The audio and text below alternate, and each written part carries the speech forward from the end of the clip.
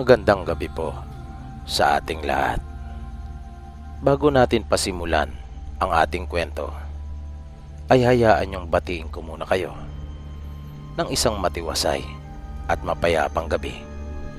Saang panig man kayo ng mundo naroroon. At tulad po ng dati, ay hangad ko pong lagi na sana po'y nasa mabuti kayong kalagayan, ligtas sa anumang uri ng kapamakan at karamdaman.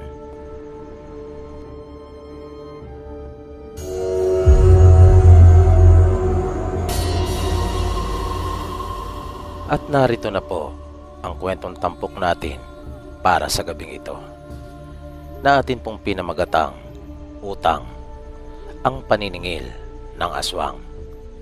Ipinadala ng isa nating tagapakinig na nagpakilalang si Kevin. At narito na po ang kanyang kwento. Halina at atin pong sama-samang pakinggan. Magandang gabi po sa iyo, Sir PB. At sa lahat po ng iyong mga tagapakinig. Tawagin niyo na lang po ako sa pangalang Kevin. Kasalukuyan po nagtatrabaho dito ngayon sa ibang bansa. Gusto ko lang rin po sanang ibahagi sa inyo yung nakakatakot kong karanasan. Isang karanasang hindi ko po makakalimutan. Naganap ito. Maraming taon na rin po ang nakalipas. Nagumpisa ang lahat nang mapagdesisyonan ng barkada namin na magpunta sa aming probinsya upang doon naman subukan mag-explore at magpakilala para doon tumugtog. Taga roon din kasi yung isang katropa namin. Magkaiba nga lang kami ng bayan. Medyo malayo. Na 3 bayan din ang pagitan.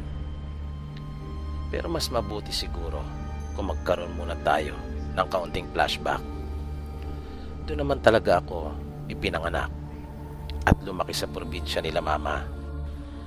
Matapos niya akong ipanganak, ay iniwan niya ako sa kanyang mga magulang at bumalik ng Maynila upang magtrabaho at mag-aral muli. Hindi ko nakita kahit anino ng tatay ko dahil inanakan lang si mama, pero hindi naman pinanagutan ng damo kong ama. Dahil tutol daw ang mga magulang nito na mapangasawa si mama. Pagkat may sinasabi ang pamilya nito at higit sa lahat, mga mata pobre. Pagbalik ni mama sa Maynila, ay nagsikap itong makapagtapos.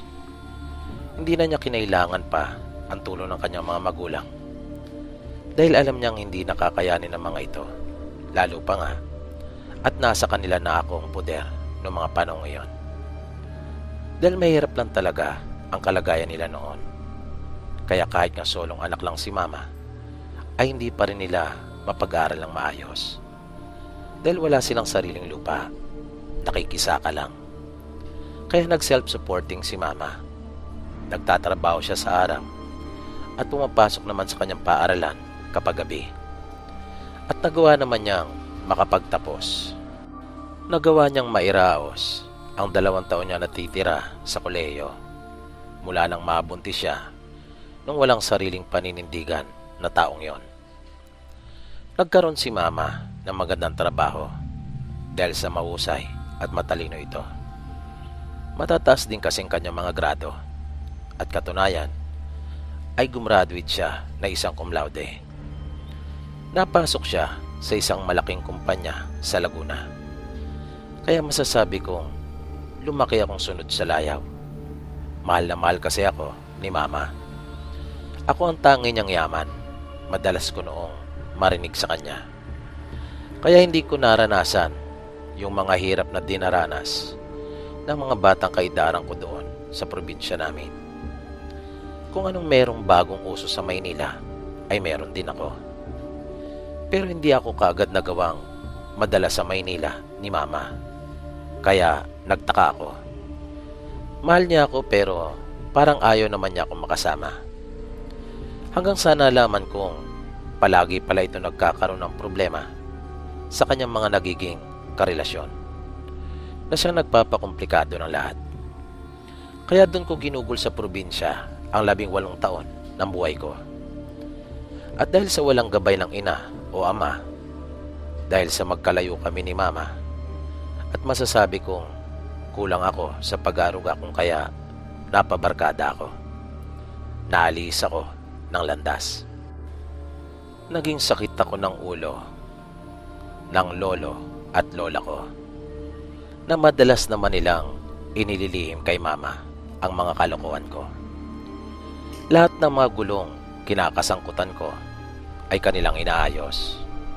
Oo, tama po kayo. Kinonsinti nga ako ng lolo at lola ko. Masyado akong na-spoiled. Pakiramdam ko kasi noong mga panahong iyon ay para bang mayroon akong laging hinahanap. Parang mayroong kulang at lagi ko yung sinusubukang hanapin at wala ko ibang pwedeng puntahan kundi sa mga kabarkada ko. Sa kanila ko pilit na hinahanap yung kulang sa buhay ko. Kaya sa murang edad ay natuto na ako ng mga bisyo tulad ng alak, sugal, sigarilyo at ipinagbabawal na alam nyo na nung una padamo-damo lang hanggang sa napunta na sa real deal, ika nga, from damo to bato. At syempre, hindi mawawala sa naging bisyo ko si Eva. Akong tumatayong pinaka-leader sa grupo namin dahil na rin sa higit akong nakaangat kaysa sa kanila. Suportado ng mama ko lahat ng aking mga pangangailangan, lalong-lalo na pagdating sa pera. At hindi naman sa pagbubuhat ng sariling bangko ay may tindig talaga ako at may dating ika nga. Kwento pa ng lolo ko, gwapo at malaking tao ang nakabuntis sa mama ko. At ganun din naman si mama, maganda ito at matangkad rin. Kung kaya nga siguro nagustuhan ng lokong tatay ko. Kaya marami din talagang nagkakagusto sa akin noon. Nasa high school pa lamang ako ay nawala na kaagad ang pagiging totoy ko. Nawala na ang pagiging inosente ko. Second year high school ako noon nang ito'y mangyari. Nasa bahay kami ng isa kong kaklase na naging kaibigan ko na rin. Nagkayayang kaming uminom pagkatapos na magkating. At yun, nung mga may tama na, nangyari na ang dapat na mangyari. Dahil pinlano na namin yon ng mga kaibigan ko. At gusto din naman ng babae. Dahil nga sa patay na patay ito sa akin. Kilala at sikat ako sa aming paaralan noon. Heartthrob, ika nga. Yan ang sikat na termino ng mga panahon yon. Kaya maraming Eva ang dumaan sa aking mga kamay. Nagbibilang ako ng mga panahon yon. At itinuturing pa nga ng ibang mga babae na maswerte kapag napasama ka sa listahan ko. At marami nangarap at nagtangka na mapasama sa mahaba kong listahan pero hindi sila pinalad dahil hindi ko tipis. At iba talagang dating kapag napasama ka sa grupo namin, lalong-lalo na kapag naging syota kita. Pasensya na po kayo kung medyo mahangin ang paraan ng pagkakakwento ko. Ikinukwento ko lang po yung mga totoo nangyari at wag po sana kayong mayabangan sa akin. Bulak-bulak ko nung ako nag-aaral. Kung kaya nga, pagdating sa college, hanggang second year lang at tumigil na ako. Labag sa kalooban niyo ni mama pero wala din naman siyang magagawa dahil nga sa ayoko na. Nawalan na ako ng ganang mag-aral. Dahil nawili na ako ng gusto sa pakikipagbarkada, nagumo na rin ako sa mga bisyo. Bawat araw, ang gusto ko ay makasama lang yung mga katropa ko.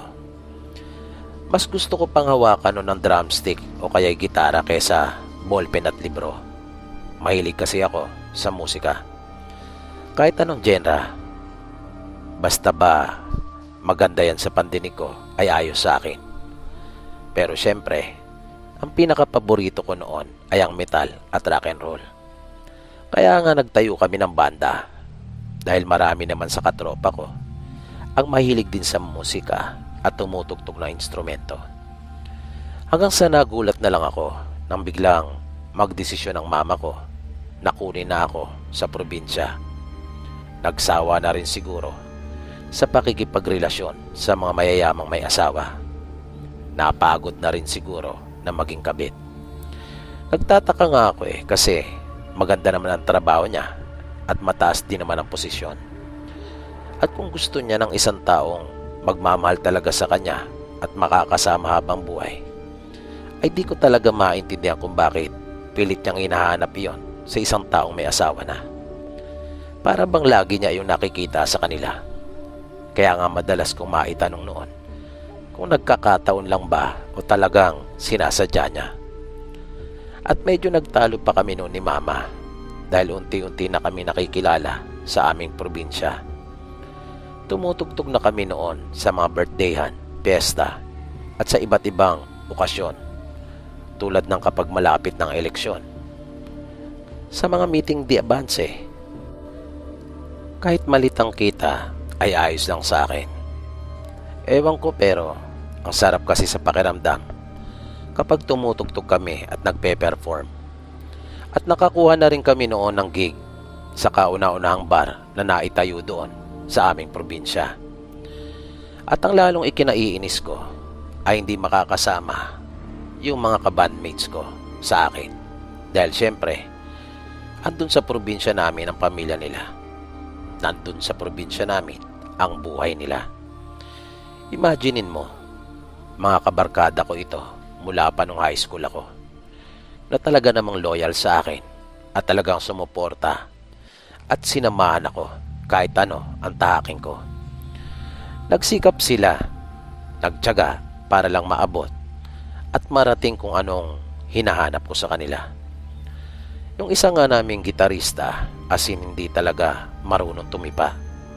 As in walang kamuang-muang kapag gitara o kwerdas ang pag-uusapan. Pero nang malamang gusto kong magtayo ng banda, ayun, nagsikap talaga matuto. Nag-aral, nagkapaltos-paltos pa nga ang mga daliri. Ganon sila sa akin. Sila yung mga taong laging andyan para sa akin. Mga taong nahihingahan ko ng aking problema na dinadamayan ako sa lahat ng oras. Kaya ang hirap ng sitwasyon ko ng mga oras na yon nang biglang magdesisyon si mama. Dahil oo, gustong gusto kong makasama ang mga kabarkada ko at ipagpatuloy namin kung ano yung aming nasimulan. Pero gustong gusto ko na rin makasama ang mama ko. Biruin mo ba naman, 18 taon. 18 taon na kung bisitahin ako at puntahan, mas madalang pa yata sa patak ng ulan. Na kahit isa yata sa 18 kaarawan ko ay walang nadaluhan. Ewan ko, hindi naman yata kasi talaga nagsikap o gumawa man lang ng paraan para maidaos ang kaarawan ko na kasama siya. Pero yun na nga, sa uli syempre, mas pinili ko pa rin makasama ang mama ko. Wala mahirap pero kailangan kong mamili. At syempre kahit anong mangyari, nanay ko yun Blood is thicker than water pa rin, diba? Luma ng kasabihan pero nananatiling totoo hanggang sa ngayon. At hindi yan magbabago. So to cut the long story short, lumuwas nga ako ng Maynila para mamuhay ng kasama ang mama ko. Kala ko ay magiging masaya na kami. Pero pakiramdam ko ng mga sandaling iyon ay tila mas lalo pa yatang naging mas magulo ang buhay ko. Pero may maganda rin namang nangyari. Dahil may mga nakilala akong mga bagong kaibigan. At ang ikinatuwa ko pa ay mahilig din sila pagdating sa musika. At tumutugtog talaga sila ng mga instrumento. Kaya bumuo kami ng banda. At ang isa sa kanila ay tagaroon din pala sa aming probinsya pero sa ibang bayan. Lagi kami nagkikita noon para mag-ensayo hanggang sa sumubok na kaming tumugtog sa mga malilit lang na bar. Mga pangmasang inuman ika nga. Sa loob ng 1 linggo ay 3 beses lang kaming tumutugtog. Ayos lang naman dahil libangan ko lang yon. Hindi ko naman talaga kailangan kumita ng malaki dahil suportadong lahat pa rin ni Mama ng mga pangangailangan ko. Binigyan pa nga niya ako ng sarili kong sasakyan. Dito ko na rin nakilala pala si Mia at naging girlfriend. Nagsangang landas namin ang minsang tumutugtog kami sa isang bar. Bale, regular customer pala sila doon ng kanyang mga kaibigan. At nag-request ito ng kanta sa akin. Paborito daw niyang kanta iyon. At malaki ang tip na inilagay niya, kung kaya inuna ko. Pero bukod sa tip, ang totoo ay nabighani talaga kasi ako sa ganda niya. Kaya nagpasiklab ako. Nagpakitang gila si Ika nga. Ewan ko kung napahanga ko ba siya sa naging performance ko nung gabing iyon. At yun, kinuha ko ang number niya at regular ko na siyang tinitext. Mga karaniwang text messages lang nung una, 3 beses sa isang araw, hanggang sa mas naging madalas na. Niligawan ko siya at naging kami. Mula noon ay lagi na kami magkasama, na kahit saan ako magpunta ay naroon din siya.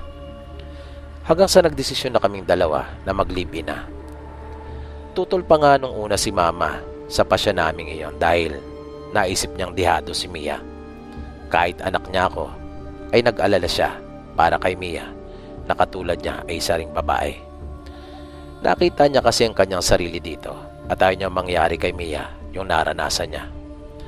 Kaya makailang ulit ako nitong tinanong at kinausap ng masinsinan kung totoo ba talaga ang nararamdaman ko para kay Mia. Kung mahal ko ba talaga ito. Nagtapat naman ako kay Mama at sinabi kong oo, na mahal ko si Mia. Sinabi niya sa akin na kung mahal ko ito ay bakit hindi ko raw ito pakasalan. Sinabi ko namang hindi pa kami handa para sa bagay na iyon. Gusto ko ay sarili ko ng pera ang gagamitin para doon. Gusto ko, pag naiayos ko ng buhay ko at may matibay na akong pinagkakakitaan, ay tsaka kami magpapakasal. Nung huli ay napapayag ko na rin si Mama. At dito na nangyari yung nakakatakot naming karanasan. Dahil hindi lang ako ang bali nakaranas talaga nito, pati si Mia. Iminungkahi kasi ni Mia na bakit hindi namin subukan tumugtog sa mga probinsya. Kung mahirap daw makipagsabayan sa Maynila dahil sa napakaraming kakompetisyon, ay bakit hindi daw namin subukan doon. Natawa pa nga ako at sinabing subukan sa liblib na lugar. Wala ngang kompetisyon. E ang tanong, sino naman magtatayo ng bar sa liblib na lugar? Sabi ko pa noon. Minasama pa nga ni Mia yung sinabi ko at nagtampo ito sa akin. Gusto lang naman daw niyang makatulong. Sumagot yung isa naming kabanda na taga-probinsya din namin at sinabing, ang totoo, parang gusto niya yung suggestion na yun ni Mia. Maganda yung naisip daw nito. May punto siya, sabi niya. Kita mo na, sabi ni Mia. Nakatingin siya sa akin at ako ang kanyang pinatutungkulan. Palagi mo lang kasi talaga akong kinukontra eh. Ayaw mo munang isiping mabuti yung mga sinasabi ko bago ka mag-react at ibigay kung ano naman ang opinion mo. At tinirapan pa ako nito. Hindi ko na lang muna sinalubong yung galit niya.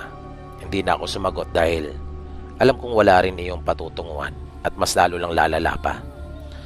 Ipinaliwanag ni Don ang kanyang pananaw sa sinabi na iyon ni Mia at lalong mas naging maliwanag yung punto nito. At naalala ko rin bigla yung mga kabanda ko sa probinsya, pati na rin yung bar na tinutugtugan namin noon doon. Pwede nga, naisip ko. Baka dahil nga sa gagawin namin kapag kumita at lumakas yung bar na tutugtugan namin, ay malaki ang posibilidad na baka maengganyo namin ang iba pang mga may pera doon sa probinsya namin na magtayo din ng sarili nilang bar. At dahil doon, ay marami na kaming matutugtugan.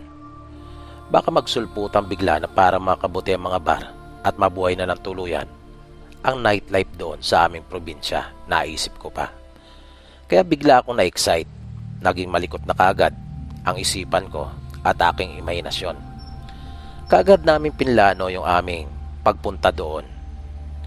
Wala din namang problema dahil pwede kaming tumuloy kanila lolo at lola o kaya naman doon kanila doon. At nang mapasulipaw kay Mia ay napansin kong hindi na rin ito galit. Ganon kasi ang gusto nito. Natutuwa ito kapag nabibigyan ng halaga yung mga ideya niya. Lalo na kapag alam niyang nakakatulong yung mga naiisip niya. Mahal ako ni Mia at mahal na mahal ko rin naman ito. Sabi ko nga, marami nang naging babae na duman sa buhay ko pero sa kanya talaga ako tinamaan ng gusto. Iniwan ko nga iba kong bisyo dahil sa kanya. Bago kami naghiwa-hiwalay nung gabing iyon, ay maayos ng lahat ang aming plano. Planchado na. Ang hindi ko alam at wala talaga akong kamalay-malay ay doon ko na pala mararanasan yung pinaka nakakatakot na pangyayari sa buhay ko. At nadamay pa ang babaeng pinakamamahal ko. Malaking panganib na pala ang naghihintay sa amin sa pagbabalik kong iyon doon sa aming probinsya. Kung kaya pala ayaw talaga akong payagan ni Mama noong mga oras na yon, siguro may nararamdaman siya bilang ina. Sana po ay abangan nyo pa at subaybayan ang karugtong ng kwentong ito.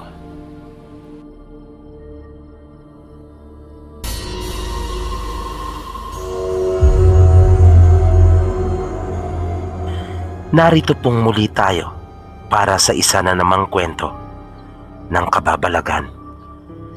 Ang tampok nating kwento sa pagkakataong ito ay mula pa rin sa isa nating masugid na tagapakinig. Halina at samahan niyo akong subaybayan ang kanyang kwento na ibinahagi po sa atin. Kumusta po sa inyong lahat? Tawagin niyo na lang po ako sa pangalang Bel. Ipinanganak at lumaki po ako sa Maynila. Ang karanasan ko po ay naganap noong 1991 nang mamatay po ang lola ko sa mother side. Second year high school po ako noon at nataon na December. Kaya nagkaroon po ako ng pagkakataong makasama. Bali umuwi po ang aming buong mag-anak. 4 po kami sa pamilya. Solong anak lang po talaga ako pero nag-ampon po ang mga magulang ko. Kaya 2 na po kami na itinuturing ko naman pong parang tunay na kapatid ko na. Yun po ang unang pagkakataon na makakapunta po ako sa probinsya ng mother ko. Madalas po kasi kapag naisipan naming magbakasyon ay kanila papa kami pumupunta doon po sa Laguna. Malayo ang naging biyahe namin pero di ko po maitago ang saya na nararamdaman ko ng mga pagkakataon na iyon. Dahil sa excited po talaga ako na makarating sa lugar nila mama. Dahil sa madalas niyang ikinukwento sa amin na maganda ang kanilang lugar. At gusto ko ring makilala ang mga kamag-anak namin sa side niya. Lalo na ang mga pinsan ko. Yun din po ang unang pagkakataon na makakasakay ako ng barko. Sa pagbiyahe pa lang namin sa dagat ay talaga namang masayang-masaya na ako. Dahil sa sariwang hangin na nalalanghap ko habang umaandar ang barko. Na ibang-iba sa pakiramdam kesa sa hangin na lagi kong nalalanghap sa syudad. At tuwang-tuwa ako na pagmasdan ang mga isla na aking natatanaw. Pero ang saya na nararamdaman ko ay napalitan ng lungkot. Nang dumating na kami sa bahay ng mga magulang ni mama. Paano ba naman? Pagdating pa lang namin ay sinalubong na kami ng kanyang mga kapatid at tatay. Kasama ng iba pa naming mga kamag-anak na naroon sa lamay at nag-iyakan na may mga humahagulgol pa talaga. Pati kami ng nakababata kong kapatid ay napaiyak na rin. Kahit nga si Papa, nang tingnan ko, ay panay ang pahid ng luha sa kanyang mga mata. Sa totoo lang po, ay hindi ako close sa side ni Mama. Dahil na rin siguro sa hindi ko sila madalas na nakakasama. Di katulad sa mga kamag-anak ni Papa kung saan kami madalas na nakakapagbakasyon. Tanging sa picture ko lang nakita ang lolo at lola ko sa side ni Mama. Kahit ang mga kapatid niya ay sa larawan ko pa lang rin nakita. At sigurado akong ganun din sila sa amin. Kasi marami ang bumabati sa akin na sinasabi yung karaniwang pangungusap kapag nagkikita-kita ang magkakamag-anak. Yung pamilyar na linya na ang laki mo na. Kaya malamang ay nakita na nila ako sa mga pictures na ipinapadala ni Mama sa kanila. Dahil na rin sa pagod ay nakatulog ako matapos na iayos namin ang aming mga dalang gamit sa kwarto. Nang magising ako ay gabi na at nagkakarami na ang mga taong nakikipaglamay. Nung mga sandaling iyon ay wala ka ng mababakas na lungkot sa mga taong naroon. At iba pala talaga ang burol sa probinsya. Mayroong mga laro na noon ko lang naranasan. Sabi sa akin ni Mama, yun daw ang mga klase ng laro tuwing may isinasagawang lamay doon. Dahil sa pangungulit ng mga pinsan ko, ay napilitan kami ng kapatid ko na sumali.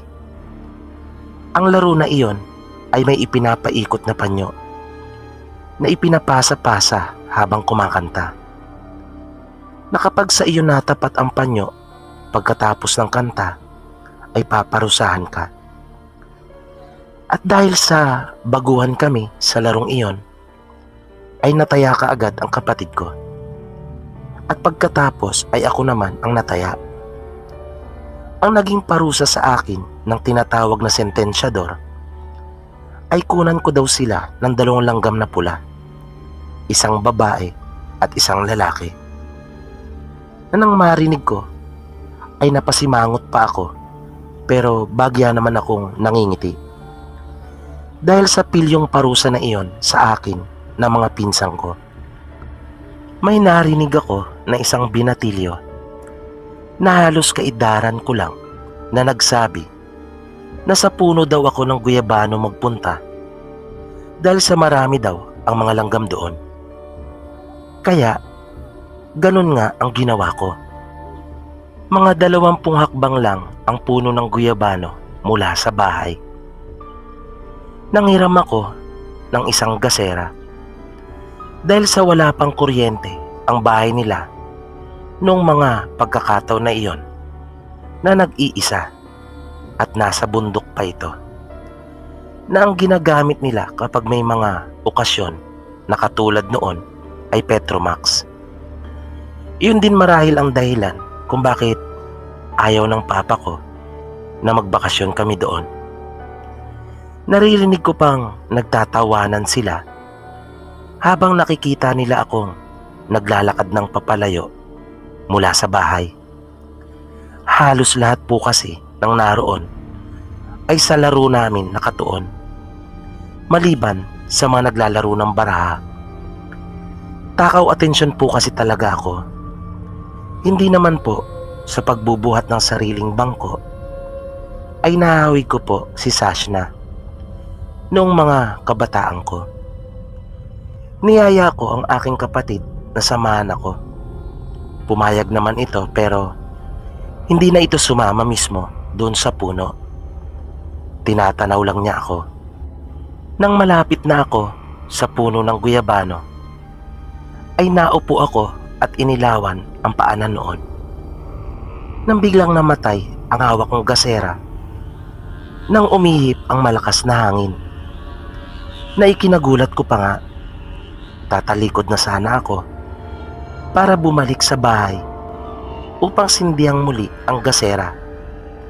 Nang biglang may nagliwanag sa harapan ko, kung kaya agad ako napatingin doon. Napasigaw ako ng ubod lakas. Nang maaaninagan ko ang isang mukha. Hindi pa malinaw sa akin kung ano talaga ang aking nakita, pero nakakatakot talaga ang itsura noon. Kung kaya nagtatakbo na akong pabalik na sumisigaw. Takot na takot talaga ako ng mga oras po na iyon. Nagtayuan ang mga tao sa lamay at sinalubong kaming magkapatid. Panay ang pagtatanong nila sa amin kung bakit daw nagsisigaw ako. Natanging iling lang naman ang itinugon ng kapatid ko sa kanila. Ako naman ay humihingal na ikinuwento ang aking nakita. Nagmamadaling niyakap ako ni mama, pati mga tsuhin at tiyahin ko ay pinakalma ako. Napansin ko naman na nagalit si papa at binigyan niya si mama ng isang makahulugan pero matalim na tingin. Ngunit hindi ito nagsasalita. Wala siyang sinabi na kahit na ano kay mama. Basta tinitigan lang niya ito ng masama. Nang nasa kwarto na kami, ay hindi ako iniwan ng mga kamag-anak namin, kasama ang mga magulang ko at kapatid. Pawis na pawis ako at panay ang iyak. Naririnig ko ang mga usap-usapan sa labas. Kahit na hindi ko naiintindihang lahat ng kanilang sinasabi, ay nauunawaan ko kung ano ang pinag-uusapan nila. Dahil kahit pag nasa bahay kami sa Maynila, paminsan-minsan ay ginagamit ni mama ang kanilang lengguwahe. Hindi nga lang ako makapagsalita ng tuloy-tuloy pero nakakaunawa ako. Base sa mga narinig ko mula sa mga taong nag-uusap sa labas, ay parang may isang tao di umano na ayaw tumigil at patahimikin ang kanila mama. At marahil ay yun din daw ang nagpakita sa akin. Noong una, inakala ko pa nga na multo ang nakita ko, pero nang magpatuloy ang mga usap-usapan, ay nalaman kong aswang pala iyon. Kaya nasabi ko sa sarili na kaya naman pala iba ang itsura nito. Ayon pa sa kanila, may matinding galit sa pamilya nila mama ang mga taong iyon. Sa labas ay naririnig ko pa ang malakas na boses ng lolo ko na hinahamon nito ang aswang. Pati ang mga tsuhin ko ay paulit-ulit na sinisigawan ito na magpakita. Nung mga pagkakataon na iyon, ay doon ko pa lamang nakumpirma na totoo pala ang mga kwentong aking naririnig mula kay mama. Nang kami na lamang ang nasa kwarto, ay kinausap ako ng nanay ko. Humingi ito ng paumanin sa akin dahil daw kasi sa kanya ay naranasan ko patuloy ang masamang karanasan na iyon. Ipinagtapat din niya sa akin na nalaman na niya ang totoong ikinamatay ng lola ko. Nang ikinamatay pala talaga nito ay gawa ng aswang. Iyon daw ang kanilang pinag-usapan noong ako ay nakatulog. Ang buong akala ko ay iyon na ang una at huli kong karanasan pagdating sa mga aswang, pero nagkamali ako. Dahil nung mga magmamadaling araw na, habang nag-uuwian na ang mga taong nakipaglamay, ay biglang nagkaroon na naman ng komosyon. Nakita ko ang mga tiyuhin at lolo ko na may mga hawak na silang itak at sumisigaw sila. Ayon sa mga naririnig ko, ay bumalik di umano ang aswang at hindi lang daw ito nag-iisa. Ngunit wala namang lumabas mula sa madilim na bahagi na iyon kung saan nila pilit na hinahamon ang mga ito at sinasabihang magpakita. Pero maririnig mo ang kanilang mga huni na paminsan-minsan pa nga ay may mga kumakalabog sa bubungan. Pagkatapos ng libing ng lola ko ay nagkaroon pa ng kainan sa kanilang bahay. Kaya kasama naming bumalik sa bahay ang halos lahat ng mga nakipaglibing. Akala mo ay may handaan talaga. Kaya naisip kong kakaiba talaga ang mga tradisyon at nakasanayan sa probinsya. Kinagabihan ay wala na ang ibang mga tao. Tanging mga kamag-anak na lamang nila mama at kami ang naroon. Nasa kwarto na ako ng mga sandaling iyon. Dahil na rin sa pagod ako, kung kaya wala akong gana na makisalamuha sa mga kaanak ni mama. Nakahiga ako sa katre pero hindi pa nakapikit ang aking mga mata. Habang ang kapatid ko naman ay tulog na. Panay ang sulyap ko sa may bintana dahil sa mayroon akong naririnig na manok na parang naroon lang sa kabila ng dingding. Pero nagkamali ako nang inakala kong manok na aking naririnig ay isa palang aswang. Dahil bigla na lang may buhok akong nakita na dahan-dahang umaangat sa mismong bintana na di nagtagal ay lumitaw na ang nakakatakot na itsura nito. Dahil doon ay malakas na naman akong sumigaw. Grabe ang takot na naramdaman ko nung mga oras na iyon. Dahil kitang-kita ko ang mabalahibong mukha nito na mayroong mga pangil. Mahaba din ng bahagya ang tenga nito kesa sa karaniwang tao, na kung ipapaguhit ito ay parang nahahawig talaga sa isang paniki. Kaya iyon din po sana ang gusto kong itanong. Baka may nakakaalam sa inyong mga tagapakinig na kung nagkakaiba-iba ba talaga ang mga aswang. Dahil sa ibang mga kwento na narinig ko ay iba naman ang kanilang paglalarawan. Halos isiksik ko na ang aking sarili sa sulok ng mga pagkakataon na iyon. Dahil ang buong akala ko talaga ay papasukin na ako nito. Pero buti na lamang at naging maagap sila mama at papa. Saglit lang ay naroon na sila sa tabi ko kasama ang ibang mga kamag-anak namin. Narinig ko na nagkagulo rin sa labas, na ilang sandali lang ay nagkaroon ng habulan. Kinaumagahan ay umuwi na rin kami pabalik ng Maynila. Sa barko ay ikinuwento sa amin ni mama ang lahat. Nag-ugat pala ang kaguluhang iyon dahil sa lupa.